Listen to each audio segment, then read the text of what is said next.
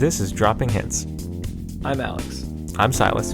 In this podcast, you'll catch a glimpse of our everyday conversations. Well, welcome back. Here we are, joined by ourselves and you. Our virtual audience. And viewers like you. This is the PBS network. Thank you for joining us. We got a fiery one today. I was thinking about this earlier today. We make some enemies. But if we're making enemies, then that's good. Because then we're making friends. Then we're making friends in the right places. Now, I don't know what I'm saying. I'm just making stuff up now. The friend of my enemy is my enemy. But the enemy of my enemy is my friend. I just try to live peaceably as much as it depends on me with everybody that I can. Amen, brother. Yes. Maybe he's not a brother. I was in my room, and I was thinking, ruminating, as I often do. Ruminating? In my room. Jeez. With a U, the two dots over it. I was ruminating in there, and I was thinking about it, and I was like, you know what?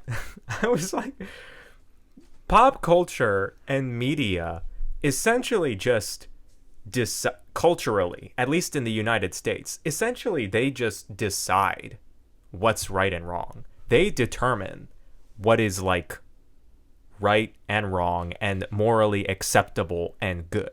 Totally. You're just finding this out? No, certainly not. Get out of here. I had to let the cat out. Certainly not. You just let the cat out in more ways than one. Yeah. I've thought about this many times as I ruminate on, say, if I'm thinking philosophically, as I often do, and I'm thinking about the moral argument for theism or something like that. Right. The general population of people out there in the world just follow what society tells them is right and wrong. Yeah. Whatever the majority of people have to be thinking at that one time in history, that people go along with that. Unless, of course, you subscribe to a set of beliefs that transcend what society says and that are immutable somehow and that come from some sort of external source other than humans. Yeah, something objective other than human philosophy. What such source could it be? Well, now that we got that out of the way, this is what I think about and pensively think. I couldn't think of another P word. Pensively pensar. That's the Spanish word for think. That works. And pensively pensar por mucho tiempo is like this idea that like tradition.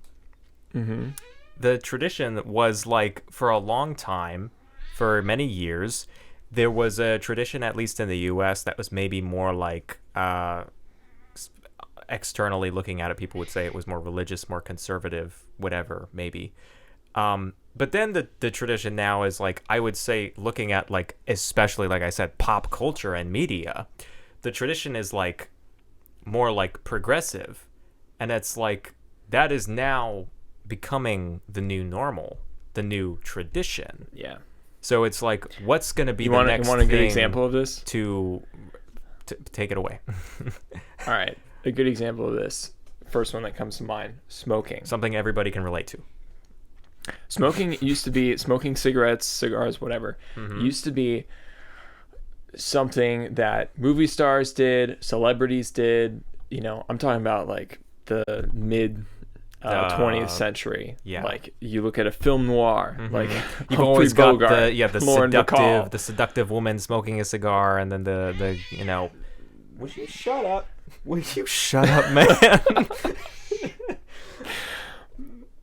Naturally, the one time of day that we choose to do a podcast happens to be the day that Simba, at the time of the day that Simba just can't chill out. So needy. You were saying. Yeah, I was trying to give an example of these things that pop culture and media do over the years that it's back then, smoking cigarettes, that was like a sign that you were cool. Yeah. Now over the years, it's a sign that you're like, dang, do you not care about your lungs and liver? Yeah. It's looked upon very negatively by the vast majority of society.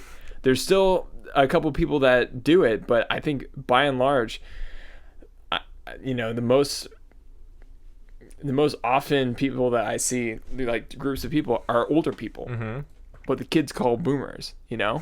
Right. Yeah. Like I don't see that in pop culture, in celebrities, in whatever. Definitely not pop culture, not celebrities. Definitely present in the Deep South. We were just in Tennessee. Everybody smokes there. Yeah, so there's still pockets and clusters where that is happening, but as a general, I feel like even then though, they would acknowledge and be like, yeah, it's not healthy, it's not good for you. They're just like, I just do it because. Right. They don't do it for the reason that pop culture is telling them to do it. They do it because they want to do it. They like I don't know. I'll never understand that. They like licking asphalt, basically. Yeah. What, did you think I was not going to say fault? That was way too edgy. I just thought of it, though. But there's an example that comes to mind for me when you say like. I mean, things. Yeah, you look at trends that happen, and it's like, what was trendy when you were a kid? Frosted Tips. What? Well, we grew up in I think that was honestly probably more than the spiky late 90s. Hair. Yeah, style? Spiky hair with particularly like icy frosted, jean shorts with a chain around them. Yeah, and like shirt that's like top. An extra size too big or something like that. Yeah. Really. Well, baggy. the big shirts are in now. They are coming in now. The extra large. And I think that the icy hair is coming in too, but not frosted tips. It's more like women are dyeing their hair. I don't mean to say this as like a general sweeping statement because it's not necessarily true, but you see a lot of people who are dyeing their hair like that ice white. You know what I'm saying? Yeah. People do really like that look these days. I can't really say that I agree with that or not. I just don't know. Oh, okay. Well, that doesn't matter. That's we're here to talk about trends. Well, just that trends change and society kind of dictates these dictates with a T. Society. You must be more articulate, my good man. Society directs where these trends are going and when they go and what they are. Yeah. And I don't think that you can look at like any celebrity's social media, their freaking YouTube channel, I don't know, whatever. That's you a good can look point at too, anything and it will all be, it feels like an episode of The Twilight Zone sometimes because it's all this generic slog of just like nothing. They're not saying anything. like nothing they're saying has like meaning. It's just like, what are you even trying to? I know he's trying to tell me something. I just can't figure out what. It's like, I mean, but the trends and things that are coming are mainly from what we get from the social media and the pop culture media, that kind of stuff. And it's like people see it and then people jump on board with it, and I don't mean that like bandwagon. I mean people see it and then people start supporting it, and then it like gains momentum, and then it's just like we said, it becomes the new tradition, it becomes the new norm, and it's like, yeah, well, a lot of arguments that I hear, or maybe not arguments, but a lot of philosophy that I encounter is that, oh, that's the old way of thinking. Having natural relations, having natural bodily functions. You know what I'm saying? Oh, we know what you're saying. That's kind of the old way of thinking. That's always a traditional thing. That's the way that they did it all those years ago. We don't do that now. And so when you change from what the tradition was to now something, you are changing and having a different behavior, different activity, different outcome. You are creating a new tradition. Because your desire is not that, for you to just do this and nobody cares. Your desire is that this becomes the new way of doing things. So people oftentimes you make a new tradition. Sometimes people will arbitrarily attack tradition by just saying tradition is always bad. You don't see that a ton though. especially in like if you've ever taken like college like speech classes and stuff like that, or English classes, there's always like a book or a paper or like, you know, some kind of essay or something. You read a whole spattering of things, and one of them is always something about tradition. There was this short story I read, and it was like every year at this, you know, this like agricultural small town, every year they would sacrifice somebody. It was like modern times. It was like, I think the 50s or 60s. It was like an episode of The Twilight Zone, really. Every year they would sacrifice somebody for the crops. They would stone them to death. And it was like, oh, then there was always like talk in the story of like, oh, the next town over stopped doing that. And then like, you know, the older people in the town were obviously like, oh, like, kids, they're stopping the, you know, tradition of sacrificing somebody. Oh, they're never going to get any plants. So sometimes people will arbitrarily attack tradition and say tradition is always bad, but because they'll cite reasons like that of like, oh, how could you look at something, you know, previous bad, but you don't actually... It's like your tradition today actually is causing a lot of damage too. Right. The new traditions that you are attempting to force on people, those create... Maybe you're not stoning someone to death, but you are creating just as much harm. But I don't in feel other like, ways. I don't feel like I see a lot of people attacking things just for being tradition. I feel like they're attacking things because... which is what we briefly spoke about earlier, because they feel like moral progress is inevitable, that it's happening, that is always happening. But we were saying earlier, we were like, if only there was some kind of external source that didn't change. Like, people be out here, though, thinking that everything is we're constantly coming up with better ideas and better ways to live, and we're always becoming more right and more good, whatever the heck that even means in a naturalist society. First off, lacks any sort of definable meaning. Change my mind. But it's like, you're Simba, get out of here. Simba, get out of here. He's getting hair all over the table. But they think that, but okay, so you've probably heard this said. You, our listener, have probably heard this said. If you think moral progress is inevitable, look at the freaking 20th century and then tell me that the 19th and 20th century. And how about this? Every other century before that, you'll find literally all the same problems. Now we just have bigger weapons to make them worse. Right. And the thing is, in recent history, because that's more familiar to me than further back. But in recent history, like the 20th century, you had a big boom of industrialism. Okay, things were, oh man, this is great. We're building cities. People are expanding to new places. Buildings are new reaching horizons. 20 stories now. The future looks bright. All these new inventions. I mean, we got cars, we got planes, we got advances in medicine and health and all these things. We got trains, but we already had those.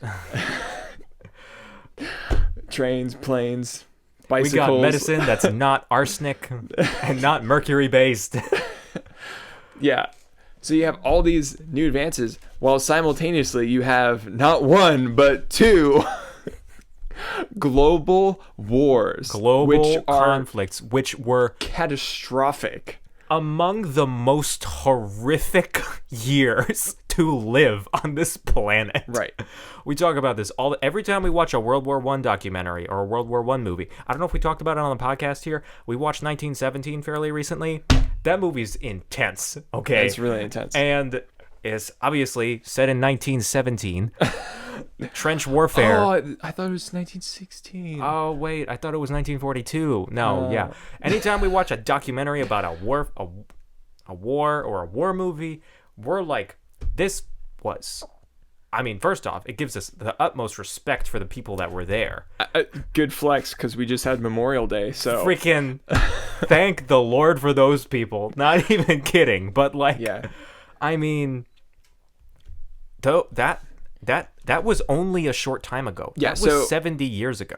Right. So in the span of 100 years, okay, from the middle of the 18th or 19th century Mm-hmm. to the middle of the 20th century, Mm-hmm. you had, America had a civil war. So I'm sure there were countless civil conflicts in other countries. There were many civil wars that went on through that period of time. I think.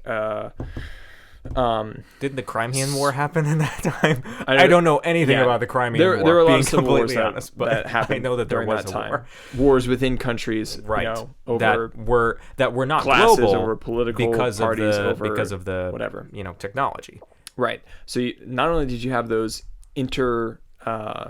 national, not international, intranational. Mm-hmm. Yeah. Thank you. That's the word. Yeah. I was like, yeah. International. Not only did you have those conflicts, but you also had the world wars, the global conflicts. Right. And in the midst of that, you had the Holocaust. You had all these horrible things. Countless atrocities. Yeah. So, and people don't realize this, but history repeats itself. It is literally constantly a cycle of the same thing. We're just getting sometimes more efficient at doing it quickly. So instead of hacking each other up with axes, we decided let's shoot metal pellets at each other to blow each other to pieces. Then instead of shooting little metal pellets at each other, we said let's throw poisonous gas at them.